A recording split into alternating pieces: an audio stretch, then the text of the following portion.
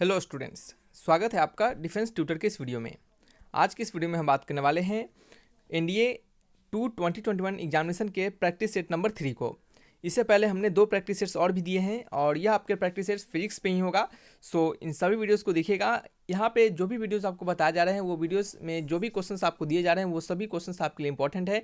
इन questions से आपको जो भी फॉर्मूला सामने आते हैं उन फॉर्मूला को नोट करके याद कीजिएगा और देन फिर जो भी क्वेश्चंस को बताया जा रहा है जिस तरीके से उस तरीके को सीख लेते हैं तो डेफिनेट तौर पे ये सभी क्वेश्चंस आपको एग्जामिनेशन में हेल्प करेंगे।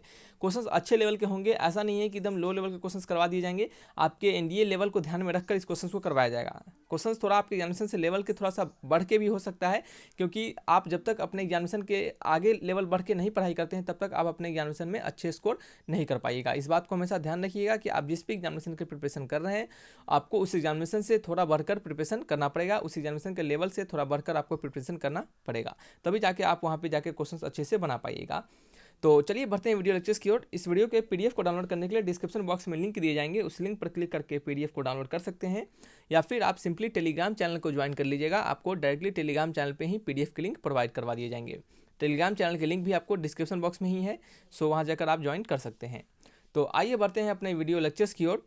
तो आपके लिए एक और बात बताना चाहेंगे कि आपके लिए फ्री में ऑनलाइन मॉक टेस्ट अरेंज किया जा रहा है। आपके लिए फ्री में मॉक टेस्ट जो भी होंगे आपके लिए दिया जाएगा और उस मॉक टेस्ट के लिंक भी आपको डिस्क्रिप्शन बॉक्स में ही मिल जाएंगे या फिर टेलीग्राम चैनल पे आपको प्रोवाइड करवा दिए जाएंगे और डिस्क्रिप्शन बॉक्स में स्टार्टिंग में ही मिल जाएंगे। सो सभी वीडियोस को देखते रहिए और डिस्क्रिप्शन हमेशा चेक करते रहिए। आपको वहाँ पे क्या होंगे, आपको वहाँ पे सारे आपके जो पीडीएफ होंगे वो आपको जल्दी ही सारे को प्रोवाइड करवा दिया जाएगा। सॉरी, आपके ऑनलाइन मॉक टेस्ट को जल्दी प्रोवाइड करवा दिया जाएगा। पीडीएफ के लिए हमने आपको बता दिया है, सो पीडीएफ की चिंता नहीं करनी है।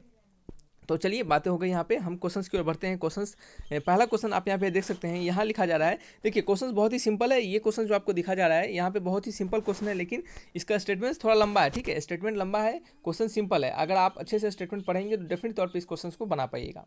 क्वेश्चन पढ़िएगा। लिखा जा रहा है कि Preeti reach the metro station and found that the escalator was not working. Preeti जो है, प्रीति एक लड़की है जो कि मेट्रो स्टेशन में पहुंचती है और देखती है कि जो एक्सेलेटर है वो वर्क नहीं कर रहा है। एक्सेलेटर जैसे आप जिस पे पैर रख के खड़े रहते हैं स्टाइल में और ऊपर चला जाता है, उसी को एक्सेलेटर कहते हैं। ठीक है, एक वो एलिवेटर होता है। एलिवेटर क्या होता है, एलिवेटर में आप अंदर चल जाते हैं और आपको क्या करता है, वो ऊपर लेके चला जाता है। ठीक है, तो वो एलिवेटर हो गया। ये एक्सेलेटर है जिसमें आप एकदम स्टाइल में पैर ऊपर करके खड़े रहिएगा और सीधा क्या करेगा, वो आपको ऊपर करके सीढ़ी पे आपको चला देगा। समझिए कि सीढ़ी में ये लगा होता है। ठीक है, तो उसे एक्सेलेटर कहते हैं। तो वो देखती है कि एक्सेलेटर काम नहीं कर रहा है। देन फिर क्वेश्चन में कहा जा रहा है कि she walked up the stationary escalator in time t1। वो स्टेशनरी एक्सेलेटर को टाइम t1 में क्या करती है, वॉक करके चले जाती है। ऑन अदर डेज, दूसरे दिन, if she remains stationary on the moving accelerator then the accelerator takes up in time t2। तो अदर दिन क्या होता है कि एक्सेलेटर चलता रहता है, तो वो क्या करती है, उस चलते हुए एक्सेलेटर में क्या करती है, रिमेन्स स्टेशनरी, वो खड़ी रहती है। और मूविंग एक्सेलेटर यानी मूविंग एक्सेलेटर पे क्या करती है, वो खड़ी रहती है। तो उसको टाइम कितना लगता है, t2 टाइम लगता है उसको ऊपर जाने में। ठीक है, तो कहा जा रहा है कि the time taken by her to walk upon the moving accelerator. तुम चलते हुए एक्सेलेटर में, ठीक है, मूविंग एक्सेलेटर में अगर वो वॉक करेगी तो उसे कितना समय लगेगा। देखिए यहाँ पे 3 ही चीज़ कही जा रही है। इतना कथा भले ही लिखा गया है लेकिन इसमें कहा 3 ही चीज़ जा रहा है। पहला चीज़ यह है कि अगर स्टेशनरी एक्सेलेटर में वो चल रही है तो टाइम t1 लग रहा है। दूसरा, अगर वो चलते हुए एक्सेलेटर में सिर्फ खड़ी है तो उसको टाइम t2 लग रहा है पहुंचने में। तीसरा में कहा जा रहा है कि आपको पूछा जा रहा है कि बताइए कि वो अगर चलते हुए एक्सेलेटर में यानी मूविंग एक्सेलेटर में क्या करे, वो भी वॉक करे यानी वो भी मूव करे, ठीक है, तब क्या होगा। यानी समझ लीजिए एक्सेलेटर चल रहा है और आप उस पर भी खुद से चल के तेजी में ऊपर जा रहे हैं, तो क्या होगा, उस समय आपको टाइम कितना लगेगा। ठीक है, ये कहा जा रहा है। तो चलिए देखते हैं हम कैसे बनाएंगे इस क्वेश्चन को। तो सबसे पहले तो हम बात करेंगे कि हम मानते हैं कि जो डिस्टेंस ट्रैवल किया जा रहा है नीचे से ऊपर, यानी उसको पूरा एक्सेलेटर में जो टाइम t1 कवर हो रहा है उसमें कुछ डिस्टेंस तो कवर हो रहा होगा ना। यानी यहाँ पे जो सीढ़ी होगा, इस प्रकार से सीढ़ी होगा, उसको यहाँ से यहाँ कवर करने में उसको कितना d डिस्टेंस मान लीजिए उसको लग रहा होगा। तो हम मानते हैं कि d डिस्टेंस उसको ट्रैवल हो रहा है। तो पहले वाले में वेलोसिटी कितना हो जाएगा, यदि वो सिंपल स्टेशनरी एक्सेलेटर पे वो मूव करे तो उसका वेलोसिटी कितना हो जाएगा। तो वेलोसिटी इक्वल टू, इसको v1 मानते हैं, तो वो कितना होगा, डिस्टेंस अपॉन टाइम होगा। तो डिस्टेंस d होगा और टाइम कितना दिया जा रहा है, t1 दिया जा रहा है। मान लेते हैं कि मूविंग एक्सेलेटर में वो खड़ी है, यानी दूसरे कंडीशन के लिए, अदर डे के लिए मूविंग एक्सेलेटर में खड़ी है, तो उसका वेलोसिटी v2 लग रहा है उसको ऊपर जाने में। तो वो v2 कितना होगा, तो डिस्टेंस अभी भी तो d ही होगा लेकिन टाइम कितना लग रहा है उस कंडीशन में, t2 लग रहा है। ठीक है। तो यहाँ पे कहा जा रहा है आपको कि time taken by her to walk on the moving accelerator, तो मूविंग एक्सलेटर में वो उसे कितना समय लगेगा, ठीक है। तो नेट वेलोसिटी जो होगा प्रीति का, यानी v इक्वल टू होगा, मानते हैं कि v स्पीड लग रहा है उसे कितना आपका मूविंग एक्सलेटर में वॉक करने में, यानी एक्सलेटर भी चल रहा है और वो भी वॉक कर रही है, तो उससे कितना v स्पीड उसका बन रहा है वहाँ पे, ठीक है। तो ये v जो होगा वो किसके बराबर होगा, ये v होगा आपका v1 प्लस v2 के बराबर। ये क्या होगा आपका नेट, क्या होगा, नेट वेलोसिटी होगा आपके ग्राउंड के रिस्पेक्ट में। ये जो v होगा वो नेट वेलोसिटी होगा ग्राउंड के रिस्पेक्ट में। यहाँ पे कुछ कहा नहीं जा रहा है किसके रिस्पेक्ट में बताना है, तो आप ग्राउंड के रिस्पेक्ट में ही बताइएगा। तो कोई अगर व्यक्ति नीचे अगर ग्राउंड पे अगर खड़ा होगा, यानी उस एक्सलेटर से बाहर खड़ा होगा, जैसे यहाँ पे एक्सलेटर है और यहाँ पे मॉल में और भी लोग यहाँ पे क्या है खड़े हैं, ठीक है, तो उनको क्या लगेगा कि ये जो व्यक्ति है, यानी ये जो प्रीति है, वो क्या हो रहा है, उसका स्पीड है, उसका स्पीड उसको दिखेगा कि वेलोसिटी ऑफ प्रीति, यानी जो प्रीति जितने वेलोसिटी से मूव कर रही है प्लस वेलोसिटी ऑफ एक्सलेटर, यानी दोनों का जोड़ने के बाद जो नेट वेलोसिटी मिलेगा वो उसके बराबर से लोगों को दिखेगा कि वो इतने तेज़ी से ऊपर जा रही है, ठीक है।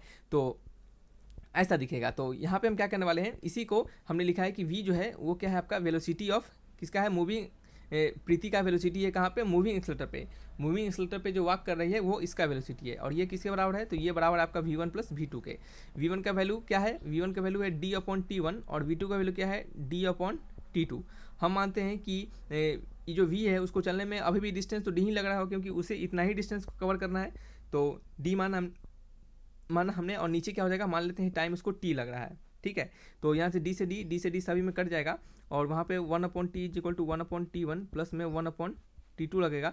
एलसीएम लेंगे तो t इक्वल टू क्या हो जाएगा, t1 प्लस t2, ठीक है। यहाँ पे थोड़ा सा जगह नहीं है, t1 प्लस t2, ठीक है। ये क्या हो जाएगा, t का वैल्यू हो जाएगा, यानी उसे इतना समय लगेगा चलते हुए एक्सलेटर में वॉक करेगी तब, ठीक है। तो आंसर बताइए कौन सा है, option number B is the correct answer. तो देख सकते हैं यहाँ पे 2 से 3 लाइन का ही क्वेश्चन है, देख सकते हैं सिंपल 2 से 3 लाइन के अंदर हमने इसे बनाया है, लेकिन आपको जब तक कंसेप्ट नहीं पता रहेगा तब तक आप इसको नहीं बना पाएगा। शायद आपको अभी अच्छे से क्लियर हो चुका होगा।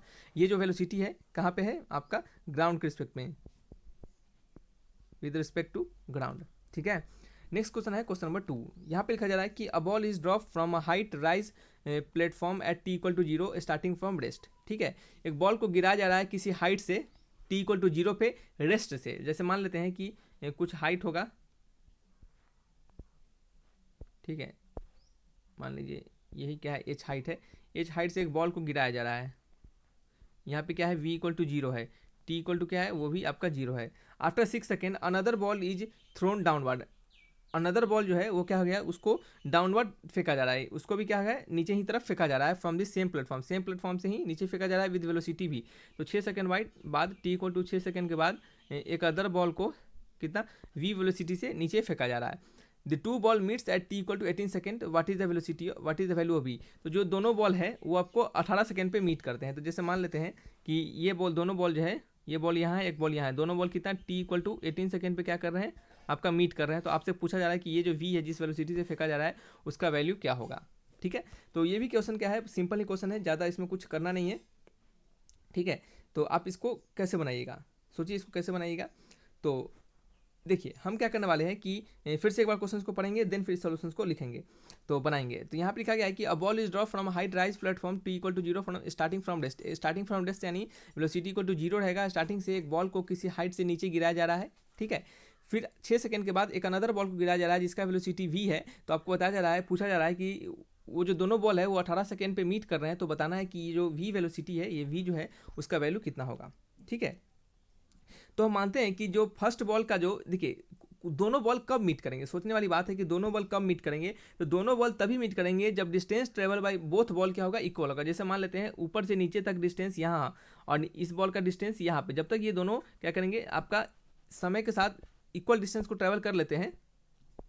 चलिए यहाँ पे हमने कुछ गलती कर दिया, यहाँ पे लिखा गया था सेम प्लेटफॉर्म, ठीक है, देखिए यहाँ पे लिखा गया है सेम प्लेटफॉर्म, ठीक है। सेम प्लेटफॉर्म से गिराया जा रहा है, तो हम कह नहीं सकते हैं कि नीचे से गिराया जा रहा है, ठीक है। उसको इसके लिए हम अनदर यहाँ पे एक और फोटो बनाते हैं, और अभी भी क्या है, h हाइट का ही है, और यहाँ पे t इक्वल टू 6 सेकेंड हो रहा है, और यहाँ से इस बॉल को फेंका जा रहा है v वेलोसिटी से, सेम प्लेटफॉर्म से। इनका और इनका दोनों लेवल का क्या है, सेम ही है, ना कि यहाँ से फेंका जा रहा है, आप समझ रहे हैं। तो अब बताना है कि आपको t इक्वल टू 18 सेकेंड पे दोनों का कब कहाँ पे वो मीट करेंगे, ठीक है। अब ये नहीं सोच लीजिएगा कि ये अलग प्लेटफॉर्म है, ये अलग प्लेटफॉर्म है, दोनों सेमी प्लेटफॉर्म है, ठीक है, दोनों सेमी प्लेटफॉर्म है। सो आपको इसमें कन्फ्यूजन नहीं होना है, ठीक है। और हमने जो बनाया था यहाँ पे 6 सेकंड नहीं बना के हमें ऊपर बनाना चाहिए था, हमने गलती से नीचे बना दिया था आपका, ठीक है।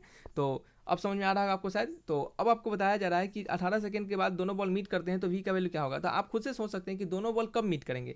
दोनों बॉल तभी मीट करेंगे जब ऊपर से जो डिस्टेंस कवर होगा दोनों बॉल के द्वारा वो क्या होगा, इक्वल होगा। यानी distance travel by first ball क्या होगा, इक्वल होगा किसके, distance travel by second ball के, तभी तो वो मीट कर पाएंगे। जैसे ये प्लेटफॉर्म है, यहाँ से नीचे फेंका जा रहा है, यहाँ से भी नीचे फेंका जा रहा है, कुछ समय के बाद ये t इक्वल टू 0 पे है और t इक्वल टू कितना 6 सेकंड से फेंका जा रहा है। तो मान लेते हैं ये बॉल यहाँ पे मीट करते हैं, दोनों बॉल इस पॉइंट पे जाके मीट करते हैं। तो ये तभी पॉसिबल होगा ना जब दोनों बॉल इक्वल डिस्टेंस ट्रेवल कर लेंगे, तभी तो वो मीट कर पाएंगे, नहीं तो ऐसा होगा ही नहीं। अगर एक ज़्यादा और एक कम डिस्टेंस ट्रेवल करेंगे तो एक यहाँ रहेगा और एक यहाँ रहेगा, कहीं अलग पोजीशन पे रहेगा। सो दोनों बॉल के द्वारा जो डिस्टेंस कवर होगा वो क्या होगा, इक्वल होगा। तो याद रखिएगा हमेशा कि मीटिंग, जब भी आपको मीटिंग के लिए कंडीशन दिया जाए तो हमेशा डिस्टेंस को इक्वल कीजिएगा, वहाँ से आपका आंसर बिल्कुल मिलेगा, ठीक है। तो हम यहाँ पे समझेंगे कि जो distance cover by first ball होगा वो कितना होगा, 18 सेकंड में distance travel by first ball in 18 second, क्योंकि 18 सेकंड में वो मीट कर रहे हैं। तो पहला बॉल को 18 सेकंड में जो डिस्टेंस ट्रेवल होगा वो क्या होगा, इक्वल होगा किसके द्वारा, distance travel by second ball in 12 second. 12 second क्यों, क्योंकि 6 सेकंड के बाद फेंका जा रहा है, ठीक है। तो उसमें से क्या करेंगे, समय को 6 सेकंड उसमें से सब्सट्रैक्ट कर लेंगे, ठीक है। तो यहाँ पे हम लिखते हैं, एक सेकेंड, यहाँ पे लिखते हैं डिस्टेंस ट्रेवल। देखिए यहाँ पे हम आपको समझा रहे हैं, सो इसका इतना समय लग रहा है, नहीं तो नहीं समझाना, अगर खुद से बनाना रहेगा आपको तो आप बिल्कुल कम समय में इसको बना पाइए, क्योंकि एक बार आपको पढ़ना रहेगा और क्वेश्चन को सिर्फ समझना रहेगा, ठीक है। तो distance travel by first ball in 18 second वो क्या होगा, इक्वल होगा किसके, distance travel by second ball in कितना, 12 सेकंड। 12 सेकंड क्यों, क्योंकि इसे 6 सेकंड के बाद फेंका जा रहा है। तो क्या होगा, वो 6 सेकंड तक तो वो रेस्ट में था ना, तो 12 सेकंड के अंदर वो डिस्टेंस कवर कर लेगा कितना, सेकंड बॉल, वो क्या होगा, डिस्टेंस इक्वल होगा किसके, डिस्टेंस के, distance travel by first ball in 18 second के, ठीक है। तो distance travel by first ball in 18 second कितना है, तो वो कैसे निकलेगा। तो इनिशियल वेलोसिटी कितना है, इनिशियल वेलोसिटी आपका क्या है, 0 है, ठीक है। ठीक, चलिए ए इक्वल टू क्या होता है, UT plus eighty square. Initial velocity you है तो यूटी खत्म हो गया, बच गया सिर्फ हाफ ऑफ एटी स्क्वायर। तो हाफ ऑफ लिखा हमने ए क्या होता है, एक्सेलरेशन होता है। यहाँ पे फ्री क्या है, ग्रेविटी के अंडर में फेंका जा रहा है, तो जो ए का वैल्यू होगा वहाँ पे क्या लगेगा, वो जी के बराबर हो जाएगा। जी का वैल्यू क्या होता है, 10 मीटर पर सेकेंड स्क्वायर, तो 10 यहाँ पे लिखा गया। फिर half of a t square, T कितना दिया गया, 18 दिया गया, 18 सेकंड में ही बताना है, तो 18 का स्क्वायर। नेक्स्ट यहाँ पे क्या होगा, दूसरे के द्वारा डिस्टेंस कवर कितना हो जाएगा, तो दूसरे का द्वारा जो डिस्टेंस कवर होगा वो होगा कितना आपका, you t plus half of a t square. तो यहाँ पे यू क्या है, 12 है, सॉरी यू क्या है, भी है, तो 12 12 इंटू भी, ठीक है। अब 12 कहाँ से आ गया, तो यू टी होता है ना, यू टी, तो टी क्या है, 12 सेकेंड है, इसका आंसर हमने यहाँ पे 12 लिखा है, समझ रहे हैं। U t plus half of a t square, half of a क्या है, ये यहाँ पे जी के बराबर हो जाएगा, तो क्या होगा 10 इंटू टी क्या है आपका, 12 का स्क्वायर हो जाएगा, ठीक है। तो यहाँ से क्या करेंगे, इसे हम सॉल्व करेंगे। तो इसे हम सॉल्व करेंगे तो ये हमारा किसके बराबर होगा, तो ये हमारा होगा 12 भी प्लस 720, ठीक है। 12 भी प्लस 720, यहाँ पे जगह नहीं है, 12 भी प्लस 720, ठीक है। ये आपका बड़ा इसके बराबर हो गया, ये क्या हो गया, 2 5 10 हो गया, तो ये आपका हो गया कितना, 5 इंटू 18 का स्क्वायर इक्वल टू 12 भी प्लस 720। आप इसको यहाँ से सॉल्व कीजिएगा, ठीक है, यहाँ से सॉल्व कीजिएगा तो आपको आंसर मिल जाएगा, ठीक है। हमने आंसर निकाल के रखा है, तो यहाँ से सॉल्व कीजिएगा तो भी का वैल्यू कितना आता है आपका, 75 मीटर पर सेकेंड, ठीक है। तो आंसर क्या होगा, option number A is the correct answer, ठीक है। चलिए नेक्स्ट क्वेश्चन की ओर बढ़ते हैं। क्वेश्चन नंबर क्या है, 3। सिंपल क्वेश्चन था, क्वेश्चन से ज़्यादा कुछ नहीं करना था, बस आपको जो हमने तरीका बताया है कि दोनों बॉल कभी मीट करेंगे, जब दोनों के द्वारा डिस्टेंस कवर होगा वो क्या होगा, इक्वल होगा, ठीक है। अब चलिए नेक्स्ट क्वेश्चन क्या है, क्वेश्चन नंबर 3 है। क्वेश्चन नंबर 3 में कहा जा रहा है कि a body start from rest, what is the ratio of distance travel by the body during the 4th and 3rd second. एक बॉडी रेस्ट से स्टार्ट हो रहा है, तो कितना distance, what is the ratio of distance, कितना ratio होगा उनके डिस्टेंस कवर करने का 4थे सेकेंड और 3रे सेकेंड में, ठीक है। यानी आपको कहने का मतलब है कि S4/S3 पूछा जा रहा है, यानी 4थे सेकेंड में वो कितना डिस्टेंस ट्रेवल कर लेंगे और 3रे सेकेंड में वो कितना डिस्टेंस ट्रेवल कर लेंगे। अगर बॉडी स्टार्ट हो रहा है रेस्ट से, तो आपने पढ़ा होगा एसन का वैल्यू क्या होगा, एसन का वैल्यू आपने पढ़ा होगा, एसन का वैल्यू क्या होता है, ठीक है। तो आपने पढ़ा होगा कि जो डिस्टेंस कवर होता है nth सेकेंड में वो किसके बराबर होता है, एसन इज इक्वल टू होता है आपका u plus a/2 into 2n-1, यही फॉर्मूला होता है, ठीक है। तो आपको यहाँ पे 4थे सेकंड और 3रे सेकंड में डिस्टेंस कवर का रेशियो पूछा जा रहा है, और स्टार्टिंग फ्रॉम रेस्ट यानी रेस्ट से स्टार्ट हो रहा है, तो ये वैल्यू क्या होगा आपका 0 के बराबर होगा। तो यहाँ पे लिख देंगे 0 प्लस a/2, ठीक है। a/2 को हम a/2 लिख रहे हैं, फिर 2n-1 4थे सेकंड में, तो 4 2 8 -1 कितना होता है, 8 - 1 आपका 7 होता है, ठीक है। चलिए नेक्स्ट में क्वेश्चन क्या कहा जा रहा है, तीसरे सेकंड में रेशियो पूछा जा रहा है। तो तीसरे सेकंड में क्या होगा, इनिशियल वेलोसिटी अब भी 0 है, a/2 हो जाएगा, और तीसरा हो जाएगा तो 3 2 6, 6 - 1 कितना होगा 5 हो जाएगा, a/2 से a/2 कट जाएगा, क्या होगा 7/5, यानी S4/S3, यानी डिस्टेंस कवर्ड इन फोर्थ और थर्ड सेकंड का रेशियो कितना हो जाएगा 7/5 हो जाएगा। आंसर क्या हो गया, ऑप्शन नंबर ए। ठीक है, चलिए नेक्स्ट क्वेश्चन है क्वेश्चन नंबर 4। यहाँ पे लिखा जा रहा है कि a car accelerator from rest at a constant rate alpha for some time. एक कार जो है वो क्या रेस्ट से एक्सलेट हो रहा है, यानी इनिशियल वेलोसिटी क्या है u = 0 है, और किसी एक्सलेशन कितने से अल्फा से, एक्सलेशन कितना है आपका, एक्सलेशन है आपका अल्फा, ठीक है, फॉर सम टाइम कुछ समय के लिए, after which it decelerates at the rate of beta, कुछ समय के बाद, ठीक है, मान लीजिए कुछ समय तक वो ऐसा किया, और फिर कुछ समय के बाद क्या हो रहा है आपका, उसका जो एक्सलेशन है वो कितना हो रहा है आपका, वो क्या हो रहा है डी एक्सलेट हो रहा है, यानी कहने का मतलब घट रहा है, तो डी एक्सलेट मतलब घटना, तो हम इसको माइनस बीटा मान सकते हैं। या फिर आप एक्सलेशन की जगह डिक्लेशन लिखिएगा, यानी डिस्कलेट लिखिएगा तो क्या लिखिएगा यहाँ पे सिंपल प्लस में बीटा लिखिएगा। अगर हमने यहाँ पे एक्सलेशन लिखा है तो वो डिस्कलेट कर रहा है, तो दिखाना पड़ेगा कि वो डिस्कलेट कर रहा है, इसके अंदर हमने माइनस का साइन दिया है, ठीक है, तो वो कितने से डिस्कलेट कर रहा है, बीटा के साथ डिस्कलेट कर रहा है, एंड कम टू रेस्ट, फिर बाद में वी का वैल्यू कितना हो जा रहा है आपका, फाइनल वेलोसिटी कितना हो जा रहा है आपका, फिर 0 हो जा रहा है, ठीक है, बीच में कुछ मैक्सिमम वेलोसिटी आया होगा, बीच में कुछ वी मैक्स आया होगा, ठीक है, उसके बाद से फिर घटना चालू होगा ना, ऐसा तो है नहीं कि चलते चलते एकदम अचानक से जब तक कुछ पीक वेलोसिटी नहीं मिला होगा तब तक वो नहीं घटेगा ना, एक तो होगा ऐसा वेलोसिटी जो मैक्सिमम होगा, देन फिर उसके बाद वो घटना चालू किया होगा, ठीक है। नेक्स्ट कहा जा रहा है कि if the total time elapse is T, total time जो लग रहा है, टोटल टाइम जो लग रहा है उसे इस पूरे काम को करने में, यानी एक्सलेट करने में और फिर डिस्लेट करने में उस समय टी लग रहा है, तो कहा जा रहा है कि maximum velocity acquired by the car, तो मैक्सिमम वेलोसिटी कितना एक्वायर होगा कार के द्वारा, यानी यही वी मैक्स का आपसे वैल्यू पूछा जा रहा है कि वी जो मैक्स होगा बीच में वो कितना आपका होगा, ठीक है।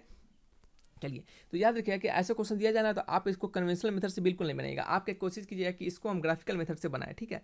तो ग्राफिकल मेथड से इसे हम बनाएंगे तो देखिएगा कैसे, देखिए ये क्या है आपका वी और टी क्या है, वेलोसिटी और टाइम का यहाँ पे ग्राफ हमने बनाया, ठीक है। क्वेश्चन के अकॉर्डिंग पहले क्या कर रहा है, वो स्टार्टिंग हो रहा है रेस्ट से, यानी यहाँ पे 0 है, यहाँ से स्टार्ट हो रहा है और क्या हो रहा है आपका आगे की ओर बढ़ रहा है, एक्सलेट कर रहा है, ठीक है, कितने एक्सलेशन से, अल्फा एक्सलेशन से।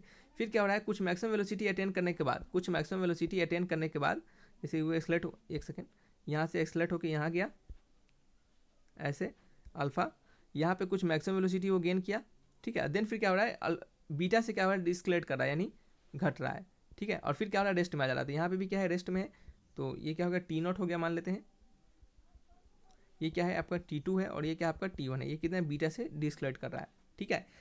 T क्या है आपका, T जो है टोटल टाइम इलेप्स्ड है, तो T किसके बराबर होगा, T1 + T2 के, यानी कहने का मतलब है कि इतना जो आपका इतना दूर कवर करने में जो समय लगा होगा वो T1 है, और इतना दूर जो उसको कवर करने में समय लगा होगा T2 है, ठीक है। तो ये दोनों समय आपको total time ellipse T1 + T2 आपको यहाँ पे दिया गया है T के बराबर, ठीक है। हम यहाँ से क्या करेंगे, T1 और T2 का अगर वैल्यू फाइंड कर ले तो हमें क्या निकल जाएगा, हमें अपना वैल्यू मिल जाएगा, ठीक है, क्योंकि आंसर क्या है आपका T और अल्फा और बीटा के टर्म में है, ठीक है। तो चलिए देखिए हम T1 का वैल्यू कैसे फाइंड करते हैं, क्वेश्चन नंबर कितना है 4 का यह आंसर है। तो T1 का वैल्यू किसके बराबर होगा, तो यहाँ पे T1 है, ये T1 है ना, तो T1 का वैल्यू आप फाइंड कर सकते हैं, ये जो वी मैक्स है, ठीक है, ये क्या आपका वी मैक्स है, ये वी मैक्स किसके बराबर होगा आपको बताइए, तो ये वी मैक्स बराबर होगा, यहाँ पे देखिए यही है ना, ठीक है, ठीक है, तो आपने फॉर्मूला पढ़ा होगा v = क्या होता है u + at, ठीक है।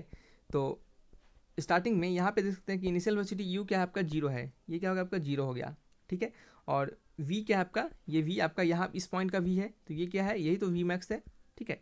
तो ये क्या होगा आपका फाइनल वेलोसिटी है, तो v मैक्स, ये क्या है आपका अल्फा है, और t क्या है T1 है, तो T1 का वैल्यू यहाँ से क्या निकल जाएगा, v मैक्स अपॉन अल्फा, ठीक है। उसी प्रकार हम T2 का वैल्यू फाइंड करेंगे, यहाँ पे लगाएंगे v = u + at। अब क्या है आपका इनिशियल वेलोसिटी क्या है आपका v मैक्स के बराबर है, तो यहाँ पे v को v लिखेंगे और इसको क्या लिखेंगे, v मैक्स के बराबर लिख देंगे। अल्फा क्या है, यहाँ पे जो एक्सलेशन है वो क्या है आपका रिटार्डेशन हो रहा है, यानी ये माइनस बीटा हो जाएगा, यहाँ क्या हो जाएगा आपका माइनस बीटा इंटू समय कितना है T2 लग रहा है, और ये v क्या है आपका, ये खत्म हो जाएगा, क्यों, क्योंकि ये फाइनल वेलोसिटी और फाइनली क्या हो रहा है, ये रेस्ट में चला जा रहा है, ठीक है। तो यहाँ से T2 का वैल्यू कितना निकल गया, यहाँ से T2 का वैल्यू निकल गया आपको v मैक्स अपॉन बीटा, क्या निकल गया, v मैक्स अपॉन बीटा निकल गया, ठीक है। तो T1 और T2 का वैल्यू मिल चुका है हमें, और T का वैल्यू कितना दिया है, T1 + T2 के बराबर दिया जा रहा है, तो बस यहाँ पे वैल्यू पुट करेंगे, तो T का वैल्यू क्या हो जाएगा, v max upon alpha plus v max upon beta, तो v मैक्स कॉमन लेंगे और यहाँ पे एलसीएम लेंगे सबसे पहले, तो क्या हो जाएगा आपका ऊपर हो जाएगा अल्फा प्लस बीटा, नीचे हो जाएगा अल्फा बीटा और v मैक्स। तो यहाँ पे सिंपल सा बात है कि यहाँ से v मैक्स का वैल्यू कितना हो जाएगा आपका, यहाँ पे चले गया alpha beta into T upon क्या है अल्फा प्लस बीटा, यही हो जाएगा वी मैक्स का वैल्यू, और यही क्या हो जाएगा आपका आंसर भी हो जाएगा। ठीक है, यही वी मैक्स आपसे पूछा जा रहा था, तो आंसर मिलाइएगा वी मैक्स का वैल्यू तो कितना हो जाएगा T times of alpha beta upon alpha plus beta. Option number क्या है D is the correct answer. ठीक है, चलिए बढ़ते हैं नेक्स्ट क्वेश्चन नंबर फिफ्थ की ओर। फिफ्थ नंबर क्वेश्चन में क्या लिखा जा रहा है, आपको समझ में आना चाहिए क्योंकि सभी क्वेश्चन आसान है, कुछ इसमें टफ नहीं है। ठीक है, कंसेप्ट जो सिखाया जा रहा है उसको सीखिएगा, क्योंकि अगर यहाँ पे हमने इतना बड़ा क्वेश्चन दिया है तो हो सकता है आपके ज्ञानानुसार में इससे कुछ छोटे टर्म निकाल के आपसे पूछ दिया जाए। ठीक है, तो आप अगर अच्छे क्वेश्चन को बनाए रहिएगा तभी वहाँ पे जाकर आप सभी प्रेशर को झेल पाइएगा और अच्छे से समय के साथ क्वेश्चन को बना पाइएगा। ठीक है, पढ़िए क्वेश्चन लिखा जा रहा है कि displacement X of particle varies with time T X equal to A E to the power minus alpha T plus B E to the power beta T where A B alpha and beta are positive constant the velocity of the particle will. ठीक है, कहा जा रहा है कि एक displacement X और time T के बीच आपको रिलेशन दिया जा रहा है, कितना दिया जा रहा है x equal to A E to the power minus alpha T plus B E to the power beta T, ये आपको डिस्प्लेसमेंट और टाइम के बीच रिलेशन दिया जा रहा है। ए बी अल्फा बीटा क्या है, पॉजिटिव कांस्टेंट है, तो आपसे कहा जा रहा है कि वेलोसिटी ऑफ पार्टिकल विल, तो वेलोसिटी ऑफ पार्टिकल क्या होगा इंडिपेंडेंट ऑफ अल्फा बीटा से इंडिपेंडेंट होगा, यानी उसमें अल्फा बीटा का कोई योगदान नहीं होगा। यानी कहने का मतलब जो आपको वेलोसिटी का रिलेशन मिलेगा उसमें अल्फा बीटा प्रेजेंट नहीं होगा, तभी हम उसको कहेंगे independent of alpha beta. Then फिर drop to zero when alpha equal to beta, velocity आपका जीरो के बराबर हो जाएगा कब, जब अल्फा इक्वल टू बीटा हो जाएगा। नेक्स्ट कहा जा रहा है कि go on decreasing with time, समय के साथ डिक्रीज करेगा, go on increasing with time, समय के साथ इंक्रीज करेगा। तो सबसे पहले तो हमें वेलोसिटी निकालना पड़ेगा, और उस वेलोसिटी को निकालने के बाद हमें पता चल पाएगा कि इन दोनों में से, इन सभी में से कौन सा रिलेशन इसके रिगार्डिंग करेक्ट है। ठीक है, तो चलिए देखते हैं एक्स का वैल्यू, वी का वैल्यू कैसे निकलता है, वी का वैल्यू होता है D X upon D T, change in displacement with respect to time. ठीक है, तो हम क्या करेंगे टाइम के रिस्पेक्ट में इन सभी को डिफ्रेंशिएट कर देंगे, तो ए हो जाएगा e to the power minus alpha t को e to the power minus alpha t हो जाएगा, इंटू में क्या हो जाएगा माइनस अल्फा हो जाएगा। ठीक है, समझ रहे हैं, प्लस में बी हो जाएगा, और e to the power beta का e to the power beta t हो जाएगा, और बीटा टी का क्या हो जाएगा सिंपल बीटा हो जाएगा। तो यहाँ से वी का वैल्यू क्या निकल जाएगा minus times of alpha A E to the power minus alpha T plus B beta E to the power beta T. ठीक है, ये क्या हो जाएगा आपका वी का वैल्यू हो जाएगा, समझ रहे हैं। अब चलिए नेक्स्ट क्या है आपका यहाँ पे। ठीक है, तो ये हमें वी का वैल्यू मिल चुका है। पहला क्वेश्चन अगर बात करें कि इंडिपेंडेंट ऑफ अल्फा बीटा, तो ऐसा तो है नहीं कि वी में आपका अल्फा बीटा प्रेजेंट नहीं है, तो वी में अल्फा बीटा आपका बिल्कुल प्रेजेंट है, तो हम पहले ऑप्शन को नहीं लगा सकते। अगर आप अल्फा बीटा के जब पे अल्फा इक्वल टू बीटा कर देते हैं तो क्या देखते हैं कि वी जो आपका है वो जीरो के बराबर होता है या फिर नहीं होता है, तो देखते हैं एक बार। Minus alpha A E to the power minus alpha T plus b, और अल्फा के जब पे बीटा लिख देते हैं e to the power beta into t. ठीक है, तो देखिए ये भी आपका कट के जीरो नहीं होता है, क्यों जीरो नहीं होता है, क्योंकि एक जगह बी है और एक जगह ए है। ठीक है, इसका आंसर ये भी आपका जीरो के बराबर नहीं होगा, तो ऑप्शन नंबर ए और ऑप्शन नंबर 2 बी नंबर क्या होगा, दोनों आपका गलत हो गया। ठीक है, तो बचा ऑप्शन सी और डी। ऑप्शन सी और डी को चेक करने के लिए हम क्या करेंगे, अगर हम D V by D X, यानी आपको कैसे पता चलेगा कोई आपका इंक्रीजिंग है या फिर डिक्रीजिंग है, तो अगर आप क्या कीजिए, आप डी वी बाई क्या कीजिए डी टी के टर्म में इसको डिफ्रेंशिएट कीजिए और देख लीजिए वो ग्रेटर देन जीरो है या फिर लेस देन जीरो। अगर ग्रेटर देन जीरो होगा तो वो इंक्रीजिंग होगा, लेस देन जीरो होगा तो क्या होगा वो आपका डिक्रीजिंग होगा। तो D V by D T हम निकालते हैं और यहाँ पे देखते हैं, तो ये क्या हो जाएगा माइनस आपका माइनस प्लस हो जाएगा, तो ये क्या हो जाएगा आपका ए अल्फा स्क्वायर हो जाएगा, और यहाँ पे e to the power minus alpha t हो जाएगा, फिर प्लस में क्या हो जाएगा बी बीटा स्क्वायर और e to the power beta t हो जाएगा। तो आप देख सकते हैं ये क्या है आपका पूरा होल टर्म क्या है ग्रेटर देन जीरो है, क्यों, क्योंकि ए और अल्फा स्टार्टिंग में ही कहा जा रहा है कि पॉजिटिव कांस्टेंट है, ये सभी तो आपका पॉजिटिव हो जाएगा। ठीक है, और ई टू द पावर जो होता है वो हमेशा पॉजिटिव आता है। ठीक है, तो ये पूरा वैल्यू क्या है आपका हमेशा ग्रेटर देन जीरो ही होगा, तो हम कह सकते हैं कि वी क्या होगा आपका वी इज इंक्रीजिंग, क्या होगा वी हमेशा इंक्रीजिंग होगा। तो आंसर कौन सा मैच करेगा, option number D is the correct answer. ठीक है, अब चलिए नेक्स्ट क्वेश्चन की ओर बढ़ते हैं। क्वेश्चन नंबर 6 की ओर। नंबर 6 में पढ़िएगा क्या लिखा जा रहा है, यहाँ पे लिखा जा रहा है कि a particle moves along a straight line O X, एक पार्टिकल है जो कि एक स्ट्रेट लाइन ओ एक्स के अलोंग मूव कर रहा है। ठीक है, फिर क्वेश्चन में क्या कहा जा रहा है कि at a time t in second, किसी टाइम टी में distance x of particle from o is given by, particle o से उसका डिस्टेंस ट्रेवल कितना दिया जा रहा है x equal to 40 plus 12 t minus t cube. ठीक है, ये आपका वैल्यू दिया जा रहा है। तो आपको कहा जा रहा है कि how long would particle travel before coming to rest, तो कितना पार्टिकल ट्रैवल करेगा रेस्ट में आने से पहले। ठीक है, तो आपको एक्स का वैल्यू दिया जा रहा है कितना 40 plus 12 t minus t Q, ये आपको एक्स का वैल्यू और टाइम के बीच रिलेशन आपको दिया जा रहा है। ठीक है, कहा जा रहा है कि पार्टिकल कितना डिस्टेंस ट्रैवल करेगा रेस्ट में आने से पहले, यानी वी इक्वल टू जीरो होने से पहले पार्टिकल कितना डिस्टेंस ट्रैवल कर लेगा। तो सबसे पहले आपको यह निकालना पड़ेगा कि वी इक्वल टू जीरो होने तक समय कितना आ रहा है। अगर समय पता चल पाएगा तो अगर इसमें हम टाइम पुट कर देंगे तो हमें एक्स का वैल्यू मिल पाएगा। ठीक है, तो हम चलिए समय को सबसे पहले वी इक्वल टू जीरो पे हम टाइम को निकालते हैं। तो सबसे पहले वी इक्वल टू जीरो पे टाइम को निकालने से पहले हमें वी का वैल्यू निकालना पड़ेगा। तो वी का वैल्यू कैसे निकलता है, तो वी इक्वल टू होता है क्या होता है आपका वी इक्वल टू होता है आपका D X upon D T होता है। तो यहाँ पे 40 हो गया प्लस क्या हो गया 12 माइनस 3t² हो गया। ये क्या होगा आपका 0 के बराबर हो गया। ठीक है, तो यहाँ से हम क्या किया, हमने 0 के बराबर किया। तो देखिए कुछ प्रॉब्लम हो रहा है क्या, चलिए ये तो आपका हट जाएगा क्योंकि ये क्या है आपका कांस्टेंट था, तो ये आपका हट गया। ये क्या होगा 12 माइनस 3t², तो इसको 0 के बराबर हमने किया तो t² इक्वल टू क्या हो गया 12/3, तो 3 4 12, तो t का वैल्यू कितना हो गया आपका 2 हो गया। एक -2 भी आएगा, एक +2 भी आएगा, टाइम निगेटिव नहीं होता है, सो क्या करेंगे हम +2 लेंगे, तो t इक्वल टू 2 हमें वैल्यू मिल चुका है। तो इस t इक्वल टू 2 पे क्या होगा, वो आपका वेलोसिटी उसका क्या होगा रेस्ट में आ जाएगा। तो इस t इक्वल टू 2 तक हम डिस्टेंस फाइंड कर लेते हैं, कितना डिस्टेंस वो ट्रेवल करेगा, तो 40 + 12 दूना 24 -8। ठीक है, तो कितना होगा आपका, इसमें से 4 गया तो ये आपका 16 हो जाएगा, तो ये कितना हो जाएगा आपका 56 मीटर हो जाएगा, यानी वो रेस्ट में आने से पहले 56 मीटर तक डिस्टेंस ट्रेवल कर लेगा। ऑप्शन नंबर बी क्या होगा, करेक्ट हो जाएगा। ठीक है, अब चलिए बढ़ते हैं नेक्स्ट क्वेश्चन नंबर कौन सा है हमारा 7th की ओर। नंबर 7 में लिखा जा रहा है कि car is moving along a straight line with a uniform acceleration, it pass through 2 point P and Q separated by a distance with velocity 30 km/h and 40 km/h respectively.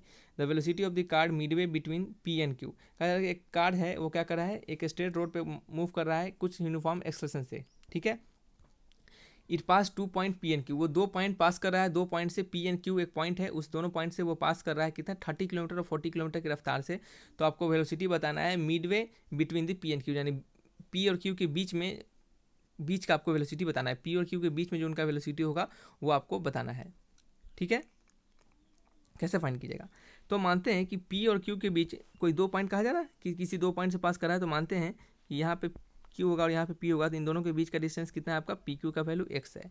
ठीक है, U जब यहाँ से पास कर रहा है P पॉइंट से तो उसका वेलोसिटी U है, और जो कि क्या है 30 km/h। हमने ऐसा माना है कि U है। जब वो Q पॉइंट से पास कर रहा है तो उसका वेलोसिटी V है, और जो कि कितना है 40 km/h है। ठीक है, आपको क्या निकालना है कि वेलोसिटी बताना है मिडवे बिटवीन। ठीक है, यूनिफॉर्म एक्सेलरेशन से चल रहा है, तो देखिए एक्सेलरेशन क्या होगा, यहाँ से यहाँ तक जो एक्सेलरेशन होगा वो क्या होगा कांस्टेंट होगा। अगर हम एक्सेलरेशन फाइंड कर लेते हैं तो मिडवे का हम क्या करते हैं वेलोसिटी भी फाइंड कर सकते हैं। तो सबसे पहले एक्सेलरेशन को फाइंड करेंगे, तो एक्सेलरेशन क्या हो जाएगा आपका, आपने पढ़ा होगा कि v² = u² + 2as। ठीक है, तो हम वहाँ से क्या करेंगे, इस एक्सेलरेशन को फाइंड कर लेंगे, तो v² - u² / 2s। ठीक है, ये क्या हो जाएगा उसका एक्सेलरेशन हो जाएगा। तो यहाँ से एक्सेलरेशन को फाइंड करते हैं, तो एक्सेलरेशन का वैल्यू हो जाएगा v का वैल्यू कितना है आपका 40 का स्क्वायर - 30 का स्क्वायर, 40 का स्क्वायर - 30 का स्क्वायर अपॉन 2 × s कितना है वो x डिस्टेंस ट्रेवल कर रहा है, तो नीचे क्या हो जाएगा 2x हो जाएगा। तो यहाँ से फाइंड करेंगे तो आपको वैल्यू मिलेगा 350/x। ठीक है, ये आपका वैल्यू मिल गया। हम मानते हैं कि मिडवे जो मिड पॉइंट का आपको वेलोसिटी बताना है P और Q के बीच, उसका वेलोसिटी Vm होगा। ठीक है, मान लेते हैं Vm क्या है मिड पॉइंट का वेलोसिटी है, और उस समय जो डिस्टेंस ट्रेवल होगा वो कितना होगा आपका आधा होगा, क्योंकि मिडवे के बीच में यानी आधा में बताना आपको। ठीक है, तो आपने पढ़ा होगा v² = u² + 2as। ठीक है, तो Vm का स्क्वायर इक्वल टू u का स्क्वायर प्लस 2 × a कितना है आपका 350/x इंटू s कितना है आपका x/2। s तो यही है ना, तो x से x कट गया, 2 से 2 कट गया। ठीक है, तो यहाँ पे Vm का वैल्यू कितना निकल चुका है बताइए, तो यहाँ पे Vm का वैल्यू निकल चुका है आपका √अंडर u² + 350। u² कितना दिया जा रहा है आपका, u² आपका इनिशियली यही होगा 30 का स्क्वायर, तो 30 का स्क्वायर पढ़ेंगे और प्लस 350 करेंगे, तो आपको वैल्यू इतना करने के बाद आपको सिंपली लिख देते हैं यहाँ पे हम Vm का वैल्यू आ जाएगा आपका 25√2। क्या जाएगा 25√2 मीटर पर सेकेंड, या फिर km/h है तो km/h। ठीक है, आंसर मैच करेंगे 25√2 km/h। ऑप्शन नंबर क्या है, सी इज द करेक्ट आंसर। ठीक है, तो ये भी क्या है सिंपल क्वेश्चन थे, ज़्यादा कुछ नहीं करना था, यहाँ पे एक ही फॉर्मूला को 2 बार यूज करना था। ठीक है, अब चलिए बढ़ते हैं नेक्स्ट क्वेश्चन नंबर क्या है हमारा 8th की ओर। 8th नंबर में लिखा जा रहा है कि a particle moving in straight line with a constant acceleration, it changes its velocity from 10 metre per second to 20 metre per second while passing through a distance 135 metre in t second. तो what is the value of t। एक particle जो है किसी straight line move कर रहा है कुछ खास कांस्टेंट एक्सेलरेशन से, वो अपने वेलोसिटी को चेंज कर रहा है 10 मीटर पर सेकंड से 20 मीटर पर सेकंड तक। ठीक है, while passing through a distance of 135 kilometre, यानी 135 मीटर डिस्टेंस ट्रैवल करने के समय वो अपने वेलोसिटी को 10 मीटर पर सेकंड से 20 मीटर पर सेकंड तक ट्रैवल कर रहा है, और उसे 30 सेकंड समय लग रहा है इतने डिस्टेंस को कवर करने में। तो आपको बताया जा रहा है आपसे पूछा जा रहा है कि आपको टी का वैल्यू बताना है कि टी का वैल्यू क्या होगा। ठीक है, तो यहाँ पे इनिशियल वेलोसिटी है वो कितना दिया जा रहा है आपका 10 मीटर पर सेकंड दिया जा रहा है। ठीक है, फाइनल वेलोसिटी कितना है वो चेंज कितना कर ले रहा है 20 मीटर पर सेकंड से वो चेंज कर ले रहा है। ठीक है, डिस्टेंस कितना कवर कर रहा है आपका 135 मीटर का वो डिस्टेंस कवर कर रहा है। ठीक है, एक्सेलरेशन कितना है आपका, तो एक्सेलरेशन हम मानते हैं वो कितना यूनिफॉर्म एक्सेलरेशन ए है। ठीक है, तो आपने फॉर्मूला पढ़ा होगा कि v² = u² + 2as। यहाँ से हम क्या करेंगे a का वैल्यू फाइंड कर लेंगे, तो a का वैल्यू क्या निकलेगा आपका v² - u² अपॉन 2s। तो v का वैल्यू कितना है आपका 20 का स्क्वायर - 10 का स्क्वायर अपॉन क्या है 2 इंटू एस का वैल्यू कितना है 135 मीटर है। तो इसे सॉल्व करते हैं जल्दी से। तो ए का वैल्यू कितना मिल जाएगा आपका, तो ए का वैल्यू मिल जाएगा आपको 10/9 मीटर पर सेकेंड स्क्वायर। ये क्या मिल गया आपको, एक्सेलरेशन का वैल्यू मिल चुका है। हमें क्या पूछा जा रहा है, हमें टाइम पूछा जा रहा है कि उसको कितना समय लगेगा। ठीक है, तो आपने पढ़ा होगा v इक्वल टू क्या होता है u प्लस ए टी। ठीक है, आपने पढ़ा होगा v इक्वल टू क्या होता है u प्लस ए टी होता है। तो v का वैल्यू कितना है आपको बताइए। तो v का वैल्यू आपको 20 है, a का वैल्यू कितना है 10 है, ए का वैल्यू सॉरी u का वैल्यू कितना है 10 है, a का वैल्यू कितना है 10/9 और t का वैल्यू हमें निकालना है। ठीक है, तो इसमें से क्या हो गया 10 घट गया, तो 10/9 इंटू टी, 10 से 10 कट गया, तो t का वैल्यू कितना हो गया आपका 9 सेकेंड। क्या हो गया 9 सेकेंड हो गया। आंसर मैच करेंगे, option number D is the correct answer. ठीक है, चलिए नेक्स्ट क्वेश्चन की ओर बढ़ते हैं। क्वेश्चन नंबर 9 का 9th नंबर क्वेश्चन में कहा जा रहा है कि what will be the ratio of distance moved by freely falling body from rest in 4th and 5th second journey. चौथे सेकंड और 5वें सेकंड में फ्री फॉलिंग बॉडी जो कि रेस्ट से मूव कर रहा है उसका डिस्टेंस ट्रेवल का आपको रेशियो बताना है। इनिशियल वेलोसिटी क्या है आपका 0 है। हमने बताया एस एन का वैल्यू, एस एन 4th और एस एन 5th आपको बताना है, यानी चौथे सेकंड और 5वें सेकंड में। एस एन का वैल्यू क्या होता है u plus a by 2 into 2n-1। तो u क्या, u तो 0 हो गया, और a क्या है यहाँ पे acceleration due to gravity. Free falling के दौरान एक्सेलरेशन क्या होगा g होता है, तो g/2 इंटू 2a। चौथा सेकंड में तो 4 दूना 8 माइनस 1 g/2। 5वें सेकंड में तो 5 दूना 10 माइनस 1, ये से ये कट गया, 8 में से गया 7, 10 में से गया कितना होता है 9। 7/9 इसका क्या होगा आंसर होगा, मैच करेंगे option number B is the correct answer. ठीक है, चलिए लास्ट क्वेश्चन है क्वेश्चन नंबर 10th नंबर। यहाँ पे लिखा जा रहा है कि the distance three different objects of mass m1 m2 and m3 are allowed to fall from rest and for the same point o along three different frictionless path. The speed of the three object in on reaching the ground will be in the ratio of। कहा जा रहा है कि 3 particle है, 3 object है जिनके मास का ratio जिनके मास m1 m2 m3 है। ठीक है, सभी को क्या कर रहा है कि रेस्ट से क्या किया जा रहा है, नीचे फेंका जा रहा है, अलाउ टू फॉल, नीचे फेंका जा रहा है रेस्ट से। ठीक है, इनिशियल वेलोसिटी उसका क्या होगा 0 होगा। तो आपको बताना है, और तीनों के जो पाथ थे वो क्या है अलग अलग पाथ है, सभी के अलग अलग फ्रिक्शनलेस पाथ है। फ्रिक्शनलेस पाथ मतलब जिसमें कोई फ्रिक्शन नहीं होगा। ठीक है, नेक्स्ट में कहा जा रहा है कि आपको speed of the 3 object on reaching the ground will be in the ratio. तो तीनों ऑब्जेक्ट के स्पीड का रेशियो बताना है जब वो ग्राउंड में पहुंचेंगे तब। ठीक है, तो जैसे मानते हैं कि यहाँ से किसी हाइट से ठीक है allow to fall from rest with same point O. ठीक है, सेम पॉइंट ओ से फेंका जा रहा है, यानी कहने मतलब हाइट से क्या है सभी के लिए सेम है। तो एक बॉल को ऐसे फेंका गया, दूसरे बॉल को फेंका गया और तीसरे बॉल को फेंका गया। ठीक है, सभी के क्या है अलग अलग मास है, इसका मास m1 है, इसका मास m2 है, इसका मास क्या है m3 है। ठीक है, तो आपको बताना है कि जो स्पीड होगा वो तीनों बॉल का जब वो ग्राउंड पे रीच करेंगे उनका रेशियो। ठीक है, तो आपको पता होगा कि जो v इक्वल टू क्या होता है आपका u प्लस ए टी होता है। इनिशियल वेलोसिटी सभी के क्या है 0 है, क्वेश्चन के अकॉर्डिंग रेस्ट से फेंका जा रहा है तो u तो खत्म हो गया, तो v का वैल्यू क्या हो गया a इंटू टी के बराबर हो गया। ठीक है, चलिए ये आपको यहाँ पे दिया गया है, समय के बारे में कुछ नहीं कहा जा रहा है। तो चलिए इस रिलेशन को हम थोड़ी देर के लिए यूज नहीं करते, ये हमने आपको दिया है ताकि आपको समझ में आए। ये रिलेशन v का वैल्यू एक a इंटू टी हो सकता है, a का वैल्यू सभी के लिए g ही होगा। t के बारे में नहीं कुछ दिया गया है तो हम t के लिए थोड़ी देर के लिए छोड़ देते हैं, समझ रहे हैं। अब चलिए यहाँ पे हम बात करेंगे, एक आपको और रिलेशन पढ़ा होगा आपने कि वी स्क्वायर इक्वल टू होता है u square plus 2as। Initial velocity 0 है तो u स्क्वायर खत्म हो गया, वी स्क्वायर इक्वल टू क्या हो गया 2 इंटू ए का वैल्यू क्या है यहाँ पे g के बराबर होगा, और एस का वैल्यू कितना है सभी के लिए यहाँ पे h है, तो v का वैल्यू कितना हो गया √2g इंटू एच। और ये भी जो होगा सभी के लिए सेम होगा, क्यों, क्योंकि 2 सभी के लिए कांस्टेंट है, g क्या है सभी के लिए इक्वल ही होंगे, और h क्या है सभी के लिए इक्वल है। तो कह सकते हैं यहाँ पे कि v का वैल्यू क्या होगा सभी के लिए सेम होगा। और आप देख सकते हैं कि v में m का रेशियो कुछ भी नहीं है। ठीक है, v में m का कोई योगदान नहीं है, यानी v में m प्रेजेंट ही नहीं है। तो हम कह सकते हैं कि इसका जो रिलेशन होगा यानी v1 v2 v3 का जो रेशियो होगा वो क्या होगा सभी के लिए इक्वल होगा, यानी 1:1:1 होगा। आंसर क्या होगा option number C is the correct answer. ठीक है, तो इस तरीके से क्या करते हैं इन सभी क्वेश्चंस को बनाते हैं। ये क्वेश्चंस बहुत ही बेहतरीन लेवल के क्वेश्चंस थे। जो भी बच्चे ने अभी तक इस लास्ट वीडियो को इस एंड पॉइंट तक देखा होगा तो डेफिनेट तौर पे उनको एक अच्छे खासे कंसेप्ट सीखने का जरूर मौका मिला होगा। तो चलिए रखते हैं इस वीडियो को यहीं पे, मिलेंगे नेक्स्ट वीडियो में। किसी प्रकार का डाउट होगा तो कमेंट बॉक्स में आप जरूर लिखिएगा। Thanks for watching my video, तब तक के लिए बाय बाय।